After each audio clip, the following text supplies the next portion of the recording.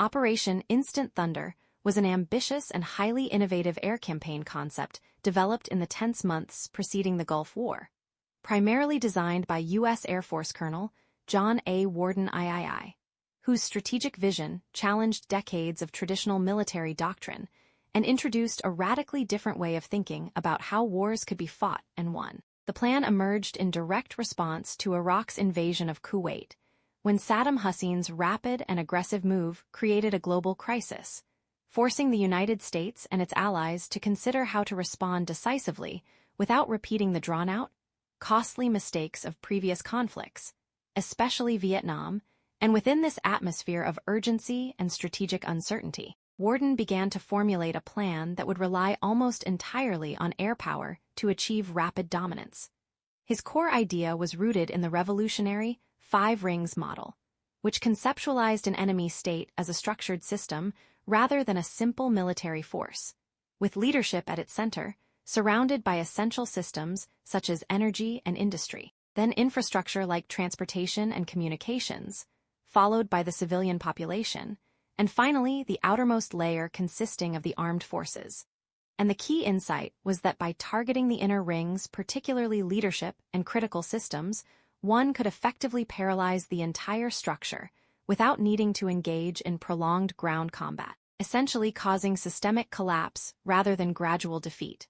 What makes the backstory particularly compelling is that this plan was not initially developed through the standard military hierarchy, but instead took shape within a small, elite planning group inside the Pentagon known as Checkmate, where Warden and a handful of forward-thinking officers worked under intense pressure,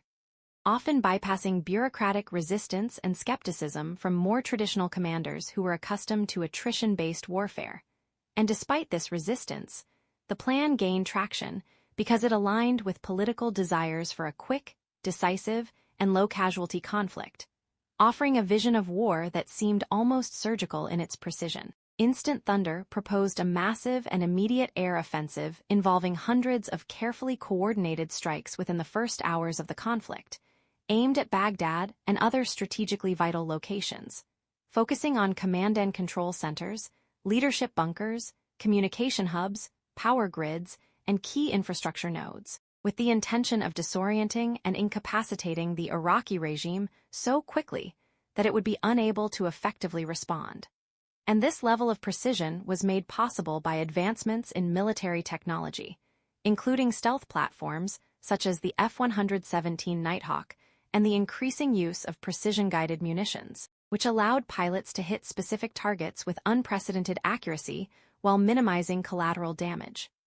Behind the scenes, there was also a psychological dimension to the plan, as it aimed not only to destroy physical targets, but also to create shock and confusion within the Iraqi leadership, undermining their ability to make decisions and maintain control, essentially turning the war into a battle of systems and cognition rather than sheer force.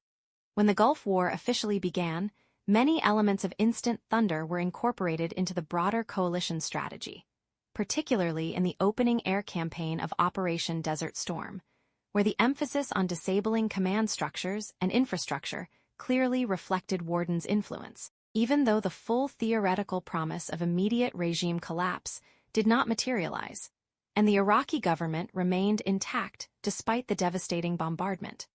Critics later argued that the plan overestimated the fragility of centralized leadership and underestimated the resilience and adaptability of the Iraqi regime, pointing out that while the air campaign was highly effective in degrading military capabilities and infrastructure, it did not eliminate the need for a ground offensive, which ultimately played a crucial role in liberating Kuwait and achieving the coalition's objectives.